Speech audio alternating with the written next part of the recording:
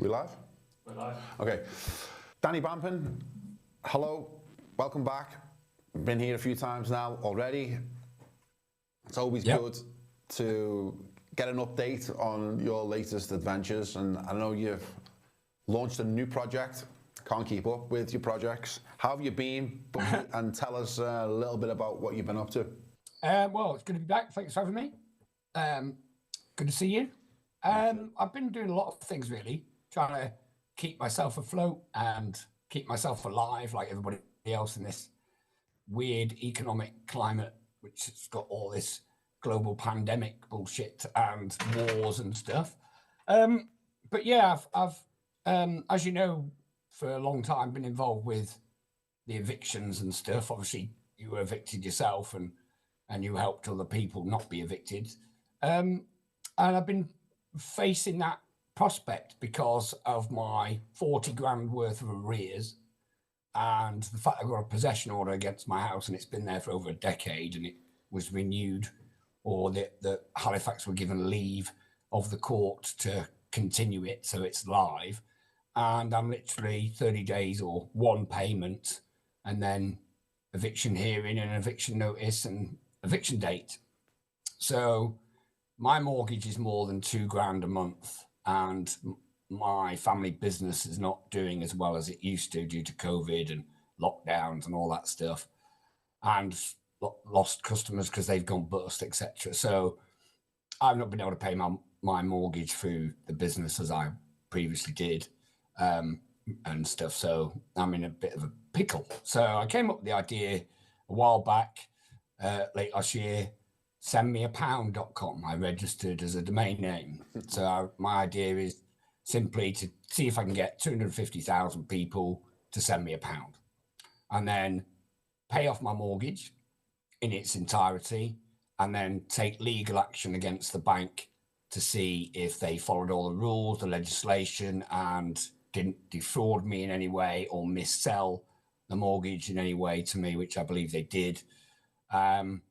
And so, yeah, and also they've securitized it in full, so they don't own it. They don't own that debt now. So how have they got legal standing to bring a claim against me to get a possession order to then evict me? It doesn't make any sense. So that's my thinking. And I can't take that legal action unless I pay the mortgage off in full, because then I've got clean hands. I'm sure you know it'll be an equitable kind of claim. So you've got to have clean hands to make that claim, and then keep it going and turn it into a CIC, something like that, a community interest company, so it's non-profit, and other people can be saved from eviction and keep it going. Maybe raise millions, and it becomes a kind of pay it forward movement and stuff to keep people in their houses. And I think I've been here 25, 26 years now, and I've owned it since 2007. And the HBOS Act came in 10 days after my mortgage was created out of fresh air, because that's obviously it's just, that's what they do. But they don't tell you that when you get one, a death pledge, a mortgage.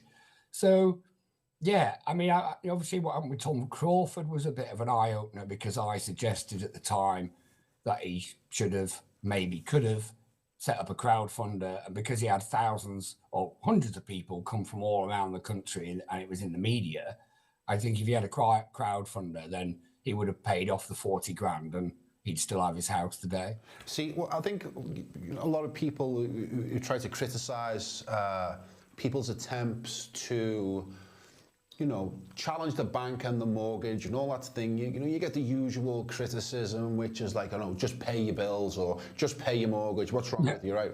But, your mortgage, like you stated earlier, is $2,000 a month, but that's doubled, hasn't it, in recent times?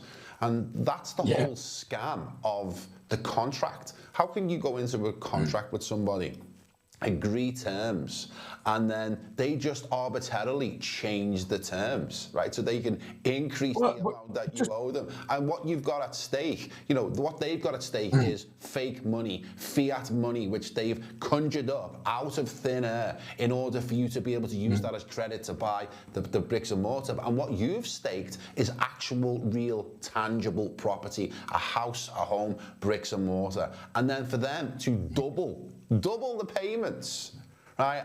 It's almost impossible for you to be able to meet those demands, and therefore default is inevitable.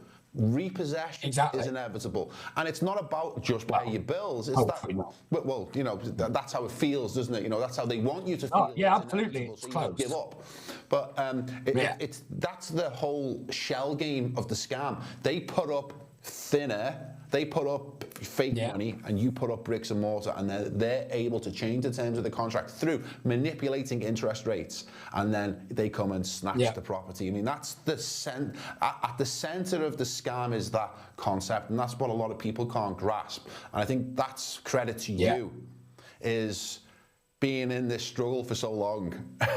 You've been in it a lot longer than me. And I had a fair run at it as well. And you're still fighting for the same property in the same terms. And I think that's really good. And just on one point that you mentioned there, because there is no contract for a mortgage. I don't think people understand that. It's a mortgage agreement because the bank don't sign anything. Yeah, but isn't the mortgage itself is like a deed poll, in the sense it's one person making a pledge to the other person. Yeah, rather than it being a dual contract as such.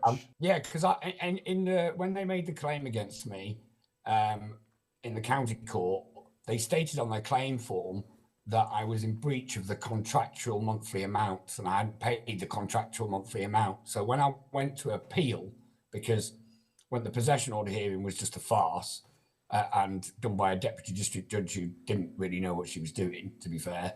And then when I went to appeal and in Exeter, in a higher court, a higher judge, then it got very real, because I was like saying to the judge, they've said contract twice in the claim form and in their kind of statement of whatever. And I was like, well, where is it? And he said, good point, Mr. Bamper. Yeah, actually, we'll adjourn until the Halifax can serve you and the court a copy of the contract so we can all sit down and read it and stuff. My hearing was stayed for nearly a year, and the Halifax didn't come back with anything. And so the judge brought it back, and then I had to go at the barrister from Halifax saying, where's the contract? I asked you to serve it on us. And the guy just turned around and said, oh no, Mr. Bamping's correct in his written statement that it's an agreement, not a contract. So I piped up and said something like, well, they've misled the court. Yeah. They've lied on the claim form. And the judge was like, oh, I'm not sure what to do.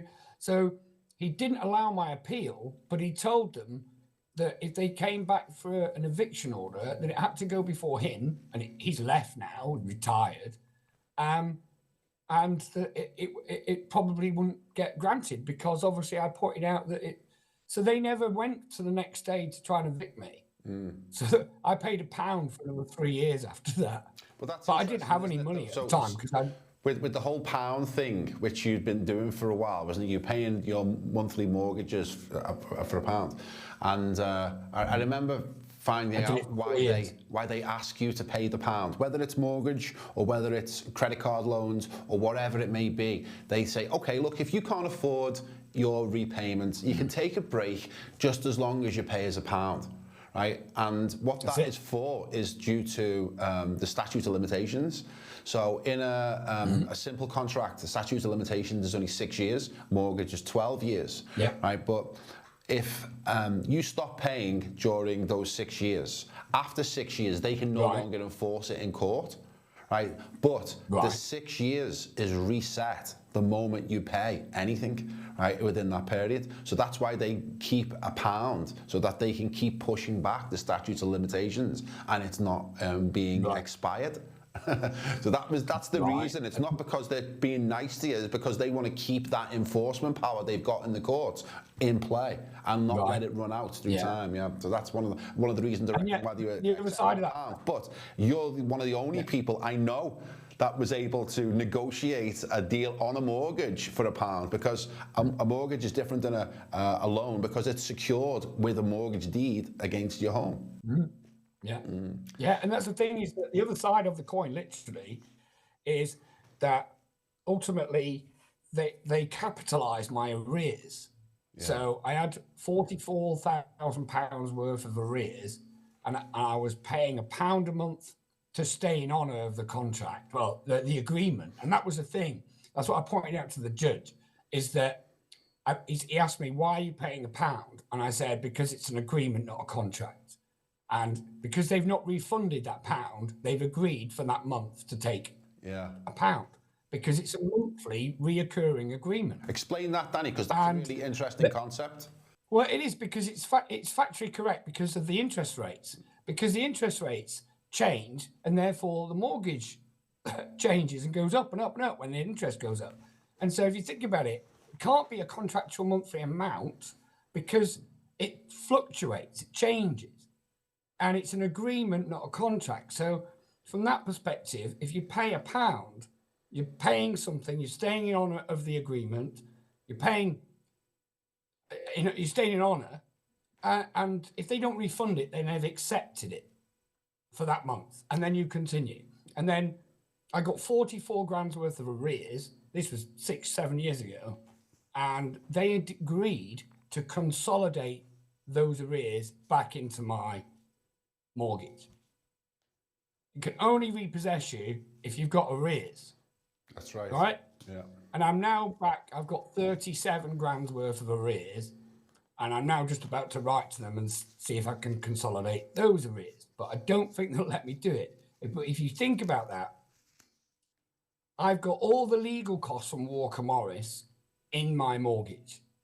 So all that legal costs of going to court, getting a possession order, me appealing it, all those legal costs for the bank are in my mortgage.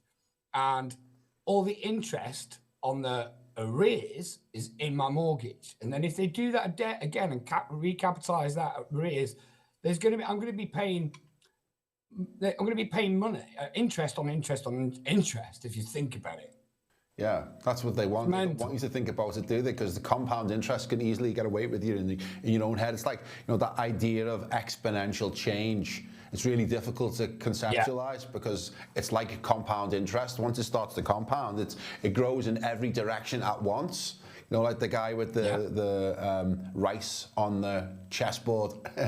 Every time it goes on each square, and before long it's grown, and that's what they want it to be. So okay, what are you going to do about it with this new situation that you're in now, where it's getting probably your options are narrowing a little bit, right? And you're having to make more daring Batman moves. You've launched Send Me a Pound yesterday, was it? Yeah. Yeah. No, it was last week, actually. It was the weekend. I put the video up. Yeah, and you're hoping people to support the project so that you can stay this threat of eviction through a monthly basis. So what's the strategy here, right? That will allow you to remain in your turquoise house. It looks like David Icke. I was going to ask you, have you been reading The Biggest Secret again or something? So, yeah, I mean, the strategy is simply, can I find 250,000 kind souls or to give me a quid? Yeah. You give £2, yeah, so they can give more than £1, can't they, if they want? They can, and I'll give you an example, is that since I launched the video, via my PayPal, I've only actually had about 10 donations, which is not a lot, I know, but obviously I've only circulated it amongst family and friends for now, but those 10 donations has raised 87 quid. So when you look at it from that perspective, people are willing to give me 20 quid or a tenner or a fiver. So it becomes less and less people that I'm going to need. I mean, I believe if I can get it going as a news story or create a TikTok video or an Instagram video that might go viral, then it could become a news story, and I don't know, I might end up on the This Morning couch or something. Yeah, this crazy entrepreneur trying to get everybody to give him a quid so he can save his house and then go and save somebody else's house. But that's not. I know it's a bit of a mad. That's not beyond the realms of a possibility, because you've done that before with Dragon's Den, famously. You took the Bedlam Cube on there, didn't you? So you'd have got a way with finding yourself, in the middle of the culture. So yeah, I'm hoping that sounds like a really good idea if you can make it go viral. Yeah, because it's this kind of pay it forward mentality. I don't know if you've ever seen that film with Helen Hunt and Kevin Spacey, but it was based on a true story, and it's all about paying it forward, really. Because obviously me and you have done so many things for people, and I don't ask anybody for any money unless it's going to cost me, and say we've got to cover my costs, but I'll do it for you. But I never asked those people for money. I just do it because I know I can help them get out of a parking ticket or a speeding ticket or whatever, or be a Mackenzie friend for them in the family court. So yeah, I think I've always had that mentality, and I think you push that out and get that out as a news story, it could work, And it's a shame. I mentioned him in the video, but Doherty, Michael, he said to me, "This is your most craziest, but could be most genius idea, and you've got to at least try it, because if it works, you're going to save your house, and you're going to save somebody else's house, because you'll raise more than you need if it works." Well, I thought the video was really good, much better than I was expecting. Actually, it was really good, because I thought you nailed it with your tone, because I thought that was the most important part or element of that video, was how you presented the pitch, and I thought you just had it pitch perfect. It was really good. I was impressed with it. It was good. So. Our mutual. You can run the VT now if you like. Sorry? I said you can run the VT now if you like. Link in the description, so anyone that watches this and wants to help Danny in his project, click the link in the description and help us help him make it go viral. And let's hope we can get him on the couch of This Morning. Sitting with Holly, and maybe you'd be lucky enough that Phil will make his comeback, and it'll be wonderful. Stop it now. I felt uneasy saying the word Kevin Spacey, but I think I'd rather be on Joe Rogan or Tucker Carlson or something like that. Rome wasn't built in a day, was it, mate? Let's start somewhere. I think This Morning is achievable. I've approached people at Spotlight, my local paper and stuff, and they're going, "Oh, Danny, this is a really good story. We might run this." And I know I'm gonna get a lot of flack. I've already had a bit, obviously, because the video's out there. But I get it. But it's only a quid. Yeah, I'm not saying to people, give me 100 quid or give me £1,000. Yeah, I'm just saying, give me a quid. If you can afford a quid, give me a quid. My bank details on the website, sendmeapound.com. The PayPal's there. I'm working on Send Me a Coffee. I'm working on doing a little TikTok video, me stood outside the front of my house crying. No, not really. Really, really milking it down, and that one.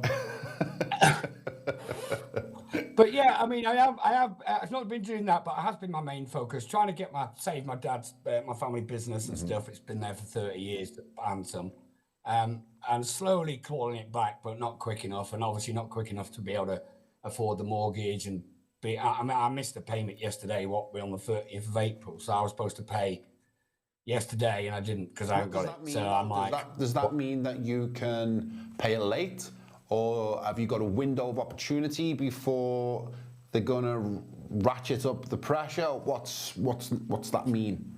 It's basically, I think I've got till the end of play tomorrow, because at 31st of April, if I manage to pay it by the end of play tomorrow, which is highly unlikely, then I might be able to stop it from going to Walker Morris, because where I'm at, I'm on special measures with the Halifax, and if I miss a payment, even by 48 hours, the computer just goes over to Walker Morris.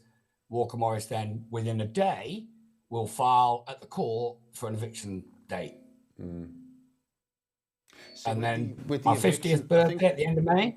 Yeah, I think when you get an eviction notice as well, I think your opportunity to negotiate mortgage payments, monthly mortgage payments expires, and then the bank, the claimant can say, no, we're not negotiating with you anymore. It's all of the amount or nothing.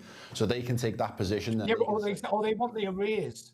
They'll ask for the arrears in full. They'll be out. That's what they'll be going for. They'll be going, give us 38 grand, and we won't evict you because that's the arrears. Yeah. Well, hopefully it won't get that far. So I think. Yeah, well, you never know. I mean, I don't know. It's hard to see, but I've got to give it a go. You know, I kind of promised Michael I'd give it a go, and I've got no other option but to give it a go. And if it does become a news story and people donate like nuts, then great. I mean, maybe I should get a Zimmer frame and walk around my house. Just give it. That was an Uncle Tom joke, but never mind.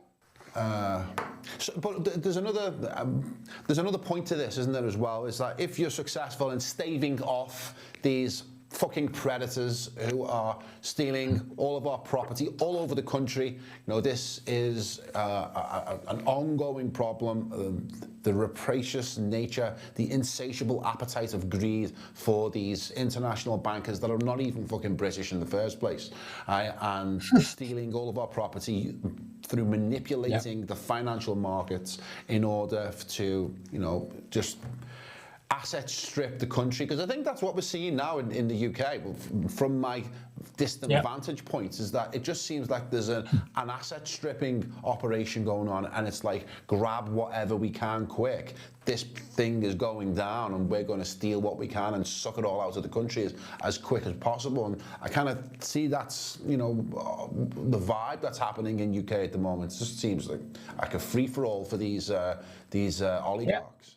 Yeah, it's exactly what it is and exactly what it feels like. I mean, you know, in my video, there's a clip of Sheena in Kent being evicted a few weeks ago, and she got stage 4 cancer. I mean, Margaret Thatcher brought in the Protection from Eviction Act, which states that you can't evict a vulnerable. And now she's back in her house because of good people like Laura and Toby and stuff. How did they get her Trevor have gone down there, and Bannerman, yeah, they're back in, and so was Matthew in Derbyshire. They got him back in. How did they get her back in? What was the process there? Because it's unusual for that to happen after an eviction. Usually, once they're out, they're out. Yeah, no, exactly, and they recorded it. There's a guy on YouTube called Bannerman, and he goes to all these events, and yeah, it's really interesting because they filmed both of the evictions, and then they filmed both of them getting back in. And what they did with Sheena is that about 30 of them turned up, 30 good people turned up to the property on a Saturday morning. I think it was a Saturday or Sunday, I'm not sure. Definitely at the weekend. And it was only a few days after she'd been evicted. And Lisa was there as well, I think. And yeah, basically, they got her back in. They got the security guards who were sat in there eating chocolate, apparently, and watching TV with their feet up, and they got them out, and they got the van off the driveway, which was their van, and then they got Sheena back in the property, and then they secured it for her. And then obviously the cops came, as they always do, and they were like, oh, civil matter and no breach of the peace and stuff like that. And I think the lady who was inside as a security guard for the bank, she claimed that one of the protesters touched her, but they didn't, and that's why Bannerman's there, and they're all filming each other to make sure that none of that happened.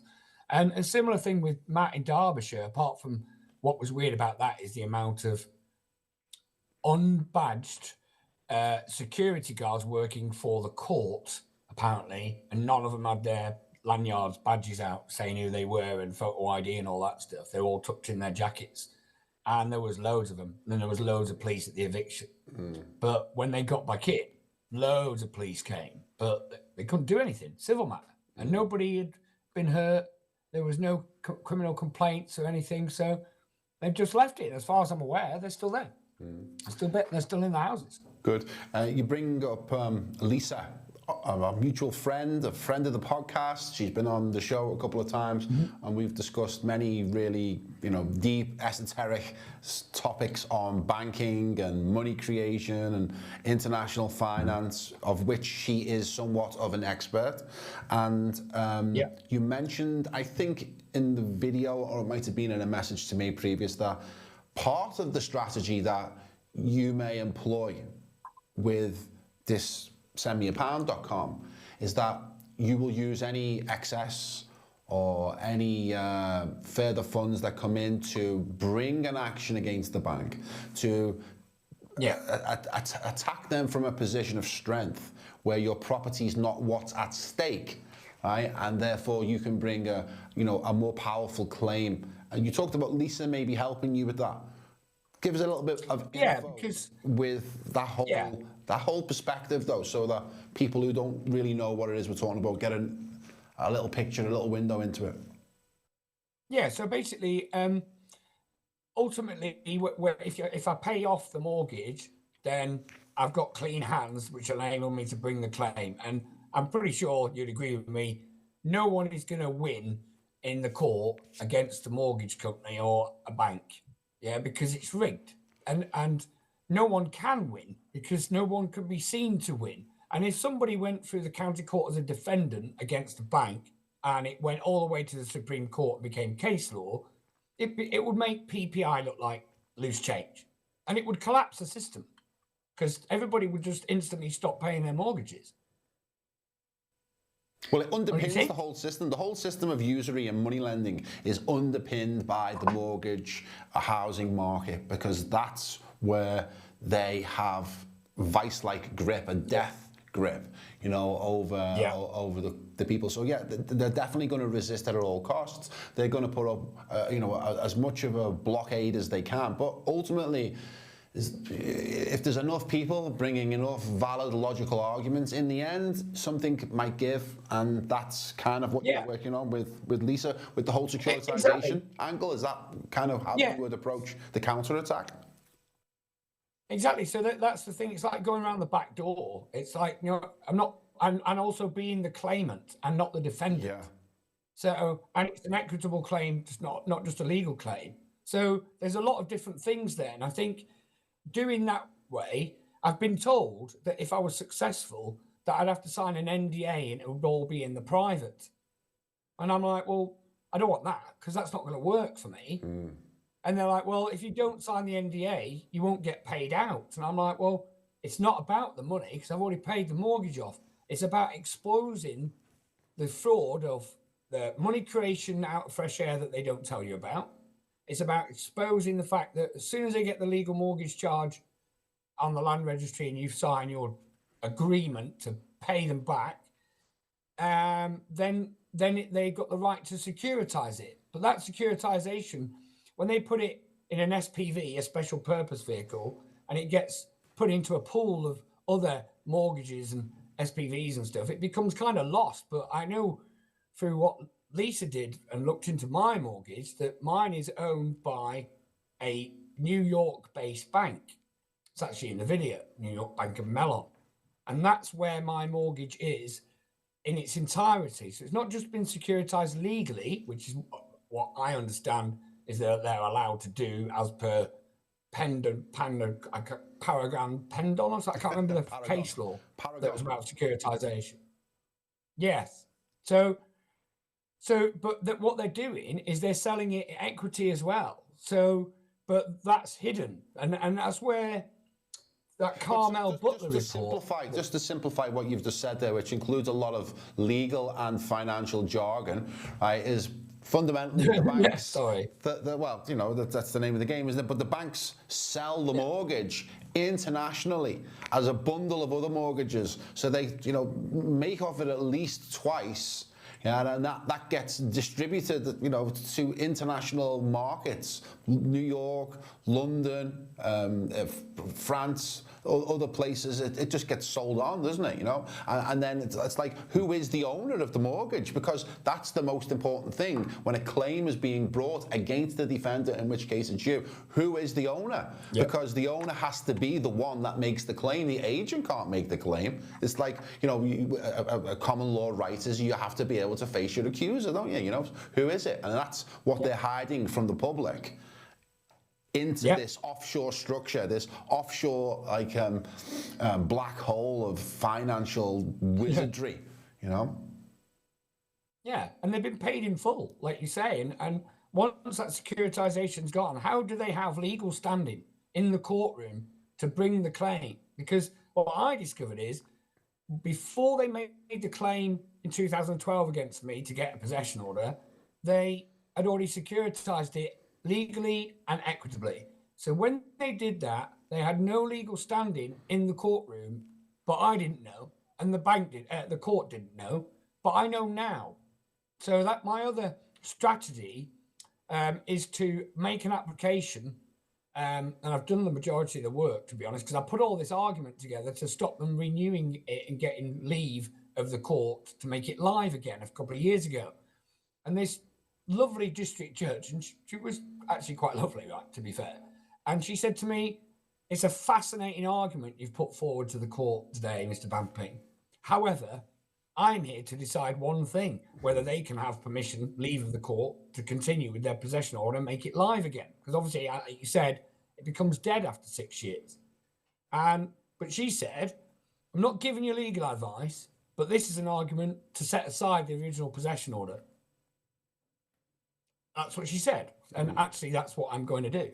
So that's my next step. If I can't pay my mortgage tomorrow, then next week I'm going to have to file an N244 and try and set aside the original possession order, because I can show it was securitized, it was missold. I can show all these things, and I've got the evidence to show the court to say, look, it's there. It's really important as well that I think people understand is that what happens is that when you go down this rabbit hole, right, and you discover the financial fraud that is at the heart of the system, when you become aware of that, when it's like, you know, it hits your consciousness, you're so angry initially, right? You're so furious at the way we're being manipulated by these financial entities and their agents within the government. It just really, really riles you up. And you want to stop paying your mortgage in protest because you become a dissident or a rebel to this quite clear criminal cabal that are running the show. And what people can do, and this is where it becomes a mistake in my view, is they start to stop paying on principle because, like, I'm not being a part of this, an accessory to the crime, as it were. But that's all well and good, and it's a good position to take. But the problem is that once the bank get a possession order, everything changes for the defendant. All your rights and your ability to argue in court, the way to present your argument is all done through the prism of the possession order. So if anyone watching this is new to the game or is enraged by what you've discovered recently by the banks, I would definitely suggest that you do everything in your power to prevent a possession order being granted and argue from a position of strength while you still have all of your rights intact, because you know what you're demonstrating here is that you've got to try and unwind that event, reverse the event of the possession order, so all of a sudden you've got equal standing between you and the claimant, in this case the bank. Yeah, I do, and I think the one thing that won't help me is when I make that application, the bank, well, I think that the bank's position will be, even if you set it aside, we'll appeal it and we'll probably win, and he still owes us 37 grand in arrears. And you're right. If I wanted to clear my full mortgage tomorrow, it's about 230 grand. So if I do raise 10 or 15 grand or whatever more, just say up to 250, if I raise that extra money, that will go towards the legal costs of making the claim. But anything else won't. After that 250 it's somebody else's. It's focus on somebody else's story, focus on somebody else's house, and let's see if we can everybody put another quid in, you know?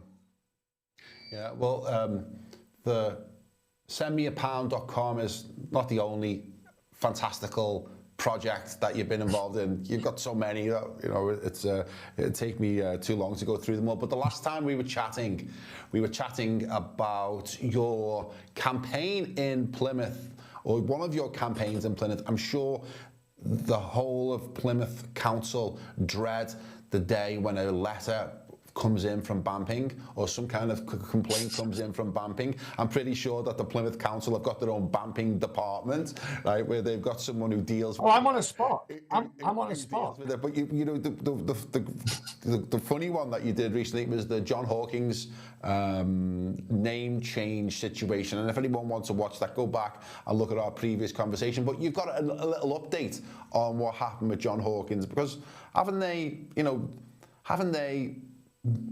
followed your advice into the point where they've named that road? What was the guy's name? Jack somebody. Yeah. So what happened was, anyway? Give us an update. In a brief summary. Yeah.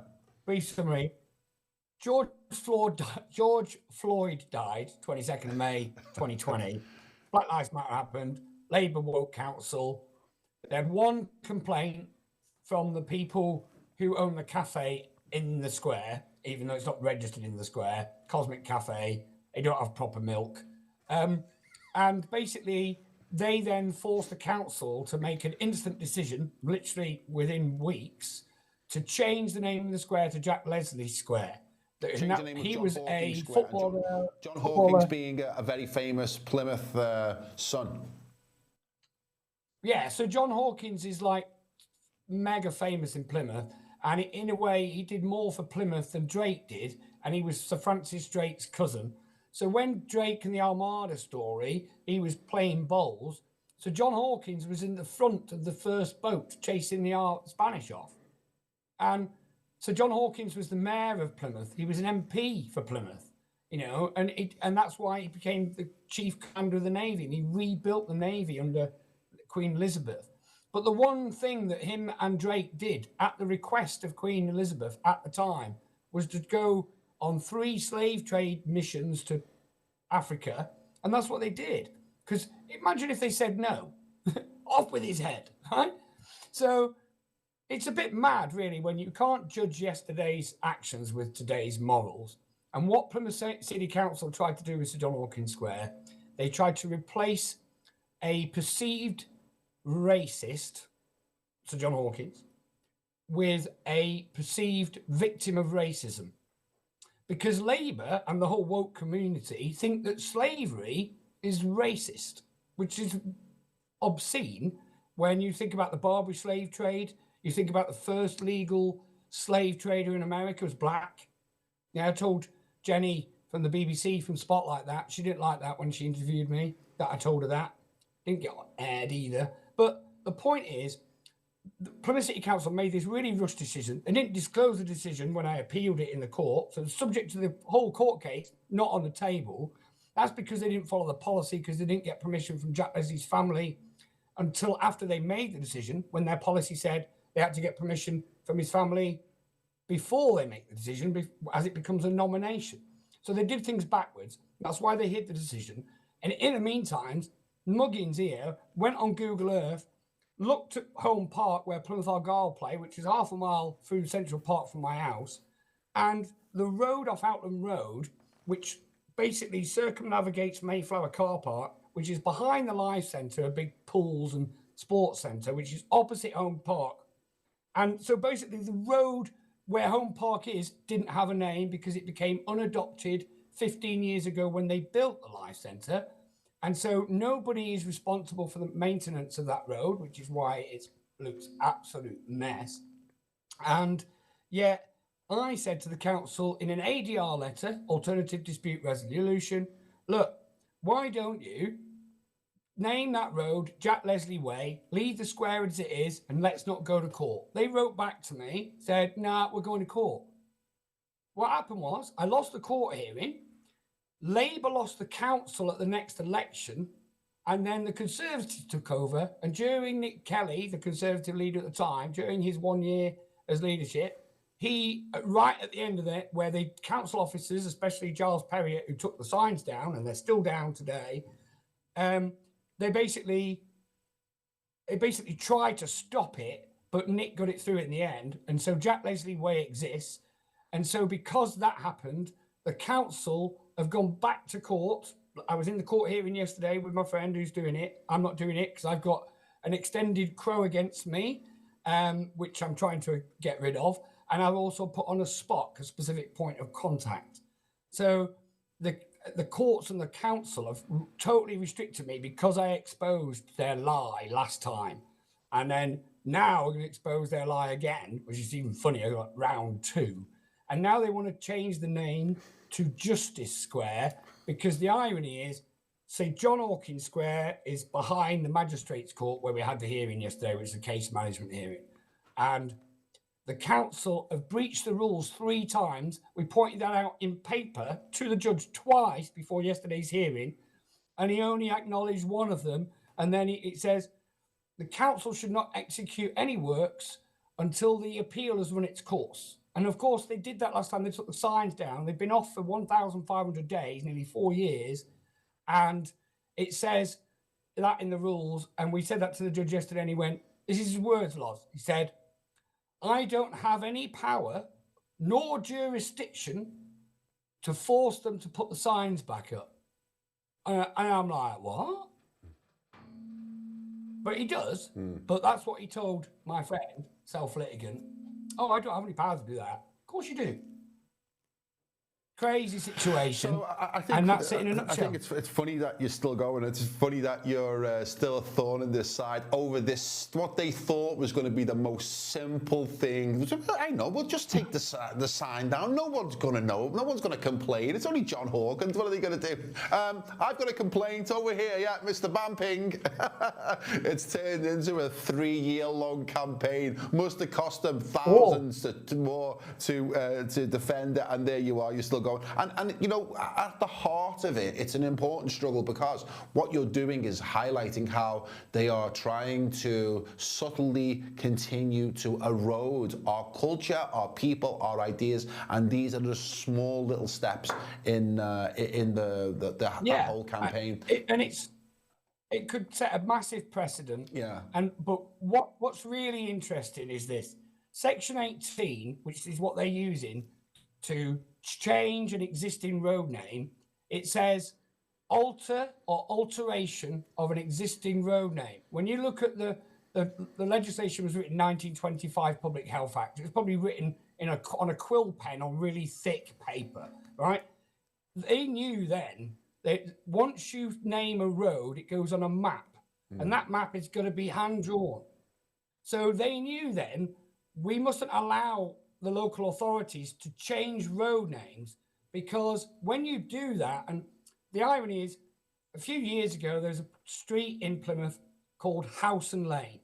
And I made a complaint against it to the council, because it was named after Charles Howson, who got jailed for 8 years for being a nonce and sexual stuff when he was in the Navy against young boys. They came forward, he got jailed. And that road was named after him. So I said, get rid of that. It's like having loads of roads up north near Leeds and Yorkshire had to be changed because they were named after Jimmy Savile. And this is the thing, is that they changed it to Bracken Lane, but only 6, and that was 6 years ago, 6 years ago, when they changed it to Bracken Lane. Only 2 months ago on Google did it change from Howson Lane to Bracken Lane. In contrast, when they named Jack Leslie Way, which didn't have a name, 3 days after it had been officially named by the council, it was on Google, it was on everybody's sat-nav. Yeah? There lies an important thing, is because an alteration do not mean change or rename. The Black's Law Dictionary 1910 says to alteration means to change something in a small way that doesn't lose its identity. And then there's case law, which is in the 50s or 60s, which addresses the word alteration in a planning thing, where a London company bought a listed building in London, and it said you can make alterations to it. So they put a demolition notice in to say we're going to demolish it. And it had to go to the High Court and all that stuff, Court of Appeal. And they determined alteration does not mean change completely. You can't demolish it. You can only alter the building. So if you wanted to alter a street name, and Sir John Hawkins Square is perfect. If you wanted to alter it, just drop the Sir John, because everybody in Plymouth calls it Hawkins Square anyway. Yeah. And it doesn't lose its identity, and it doesn't matter on maps. And that's the thing, is that by removing the signs in Sir John Hawkins Square on the 8th of June 2020, Giles Perry, the Deputy CEO of the council, I affectionately refer to him as Mr. Burns from The Simpsons because he looks like him, he removed the signs, and you're supposed to be fined £1 a day if you are found guilty of removing the signs.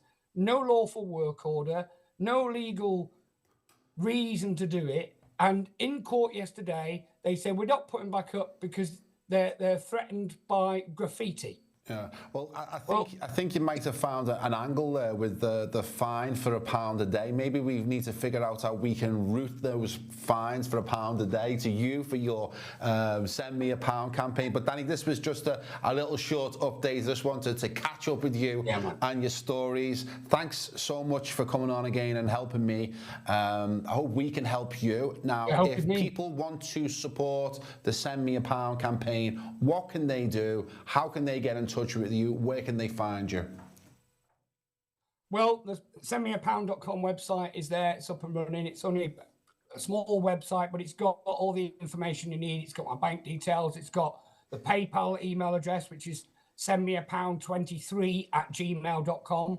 And it's got the video on the front page. You can watch the video. There's going to be different versions soon for Twitter, X, and Instagram. And then there's going to be TikTok and stuff like that. I'm just going to keep pushing it, keep it going. And if people want to send me £1, do. If they want to send me a £5, do. If they want to send me 100 quid and they can afford it, do. But I'm only asking for £1. And if they don't want to send me anything, that's fine. Yeah, I'm not forcing anybody. It's just asking. My gran once told me, you don't get unless you ask. And that's true. And also, as Michael said to me, charity begins at home. Cool. So, man. Yeah, on my other Public Detective YouTube channel, that's where the video is. So I'm on Public Detective. I'm on Twitter as Danny Bampin. I'm on Facebook as Danny Bampin, but I'm more or less maxed out.